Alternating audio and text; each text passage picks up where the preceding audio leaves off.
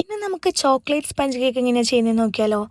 അതിന് വേണ്ടിയിട്ട് ക്ലീൻ ആയിട്ടുള്ള ബൗളിലോട്ട് അരിപ്പ് വെച്ച് 1/4 കപ്പ് മൈദ, 1/4 cup cocoa powder, 1 teaspoon baking powder, 1/4 teaspoon baking soda ഇതെല്ലാം കൂടെ നന്നായിട്ട് മിക്സ് ചെയ്ത് മാറ്റി വെക്കണം. പിന്നെ നമുക്ക് വേണ്ടത് 4 മുട്ടയാണ് കേട്ടോ. നല്ല ക്ലീൻ ആയിട്ടുള്ള ബൗള്, അതേപോലെ തന്നെ അതിലേക്ക് 4 മുട്ട പൊട്ടിച്ചിടണം.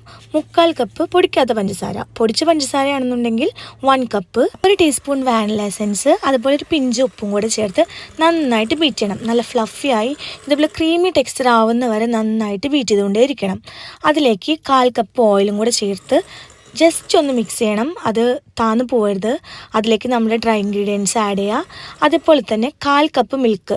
എല്ലാ സാധനങ്ങളും നമ്മൾ എപ്പോഴും യൂസ് ചെയ്യുമ്പോൾ അത് നമ്മുടെ റൂം ടെമ്പറേച്ചറിലായിരിക്കണം. രണ്ടും കൂടെ ഇടവിട്ട് മിക്സ് ചെയ്ത് ഓവർ ബീറ്റ് ആവാതെ നോക്കണം.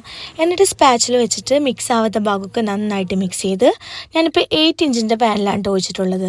അതിൽ വെച്ച് 180 ഡിഗ്രിയിൽ ഒരു 42 മിനിറ്റ്സ് ബേക്ക് ചെയ്തിട്ടുണ്ടെങ്കിൽ നമ്മുടെ സോഫ്റ്റ് ആൻഡ് സ്പഞ്ചി ആയിട്ടുള്ള ചോക്ലേറ്റ് സ്പഞ്ച് കേക്ക് റെഡിയാവും. ചോക്ലേറ്റ് സ്പഞ്ച് കേക്ക് ഉണ്ടാക്കുമ്പോൾ നമ്മൾ എപ്പോഴും ശ്രദ്ധിക്കേണ്ടത് നമ്മൾ എടുക്കുന്ന കൊക്കോ പൗഡറിൻ്റെ ബ്രാൻഡാണ്.